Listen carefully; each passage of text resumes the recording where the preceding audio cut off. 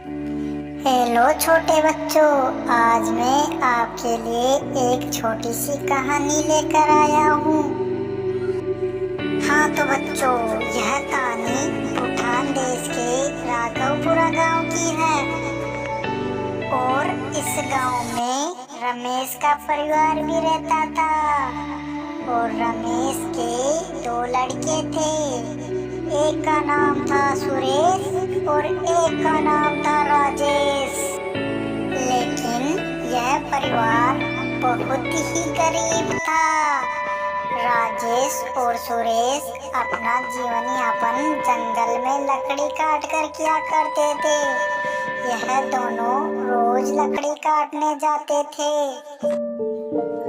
एक दिन सुरेश बोला, पिताजी, हम दोनों लकड़ी काटने जा रहे हैं, थोड़ी देर से लौटेंगे। और यह बात कहकर दोनों जंगल की ओर चले जाते हैं। और धीरे धीरे वे घने जंगल में पहुंच जाते हैं। और घने जंगल में पहुंचते ही वे अच्छे से पेड़ के पास पहुंच जाते हैं। और पेड़ के पास पहुंचते ही पेड़ को काटना शुरू करते हैं। और पेड़ को धीरे धीरे काटते हैं। तभी वहाँ पर एक काले मुंह की बड़ी सारी चुड़ैल आ जाती है और कहती है, ए लड़कों, तुम यहाँ से पेड़ कैसे काट रहे हो? और तुम यहाँ से पेड़ काटे तो मैं तुम्हें खा जाऊंगी। और यह बात कहते ही चुड़ैल ने सुरेश को पकड़ लिया। लेकिन राजेश वहाँ से भाग निकला।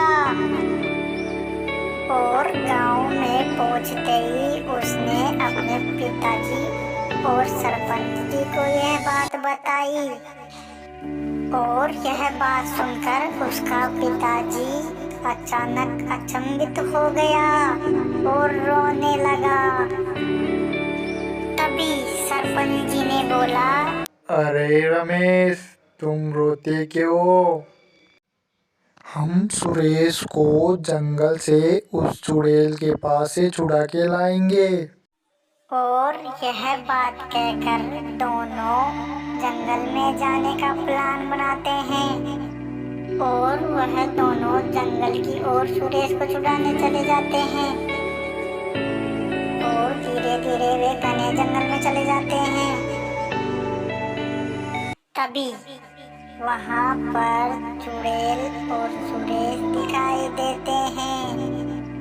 और उसका पिता रोने लगता है, मेरे बेटे को छोड़ दो, ए चुड़ैल महारानी। तभी चुड़ैल कहती है, नहीं नहीं, मैं इस लड़के को नहीं छोड़ूंगी।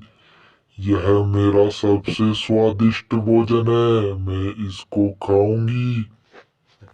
और यह बात सुनते ही सरपंच जी को गुस्सा आ जाता है। और सरपंच जी ने चुड़ैल को मारना शुरू करता है। सरपंच चुड़ैल को मार गिराता है। और चुड़ैल को मारने के बाद सरपंच जी और रमेश और सुरेश बड़े खुश होते हैं। और चुड़ैल को मारने के बाद वह अपने गांव में लौट जाते हैं। और उनका परिवार फिर से एक हो जाता है और वह बहुत खुश होते हैं।